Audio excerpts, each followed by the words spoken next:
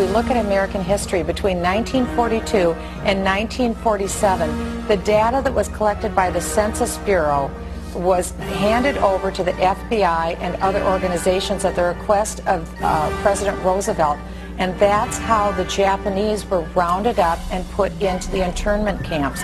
I'm not saying that that's what the administration is planning to do, but I am saying that private personal information that was given to the Census Bureau in the 1940s was used against Americans to round them up. I think there is a point when you say enough is enough to government intrusion. And you had mentioned this earlier, 28 pages. I have the survey right here, Glenn. This is the 28-page survey. This is the short form that every American will get next year. Does the federal government really need to know our phone numbers? Do they really need to know, like you said, the date and time that we leave, mental stability? You know the one question that's not on this survey, Glenn? Are you a U.S. citizen? I am just not comfortable with the way this census is being handled, with associating with ACORN, with the questions that are being asked, with Americans being compelled to give this information. How will this be cross-checked? Will it be held privately? It's up to a $5,000 fine. They're saying that if somebody who is connected with ACORN, now working for the U.S. Census, shows up at your door, knocks on it, and demands to know your race, your employment status, the name of everybody in your household, whether you've ever received food stamps, and your phone number, and everybody else's phone number, and you say, I'm not really comfortable giving that to you, you're going to get fined $5,000. The United States government between 1942 and 1947 passed the Second War Powers Act. They used the U.S. Census information to round up the Japanese and put them in the internment camps. Okay. Americans were told that they wouldn't have their information used against them. They did.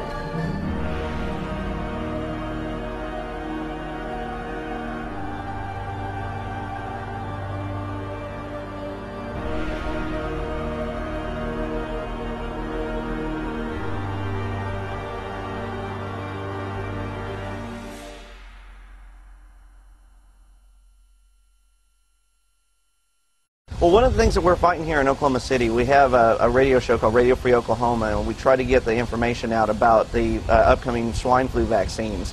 You hear that Northcom is coordinating with FEMA to work for the mandatory vaccinations. There's all the legal framework in place through the Patriot Acts and the Emergency Medical Powers Act to force these vaccines on people. And then if you deny it, you know, where are you going to go? Well, they say that you can be charged with a felony or put into a quarantine area. Now it's starting to come into view how these camps could be used. Well, today we're in a circumstance where the economic and the political dynamics are pushing America and the whole world into a crisis dynamic. This crisis is being created through the process of sustainable development policy. Several things are occurring. One is that our system of justice is being changed. We're shifting from equal justice, where every human being has certain unalienable rights to life, liberty, and property, etc., to a system of social justice where no one has any such right, but where people are judged based upon the group that they're part of. Previously, there have been several reports, such as the MIAC report in the state of Missouri, but this is the first time that a report such as this actually named individuals. Once you label someone in a derogatory manner, an extremist, a potential militia member, terrorist, whatever term is used, for some people the moniker will remain. Before you can persecute people, before you can incarcerate large numbers of people, you have to marginalize them. You have to create the image that these people are dangerous to society, or they're extremists or radicals, call them what you will, but marginalize them from the mainstream of society, so that at that point the rest of society will accept the persecution that might result upon this group. It's been an age-old strategy that's worked in every totalitarian regime in the history of the world, and that's why we're concerned here in the United States when we see this kind of marginalization going on about people who voted for Ron Paul or people who voted for Chuck Baldwin. Why are they being marginalized? Why are they being singled out as a potential danger to society. And I think it's shades of the strategies and tactics of totalitarian regimes in history past, and that should never happen in this country. The people in Washington, D.C. haven't represented what was on the American people's minds for a long, long time. They are the most disassociated, discombobulated, disconnected people on this planet.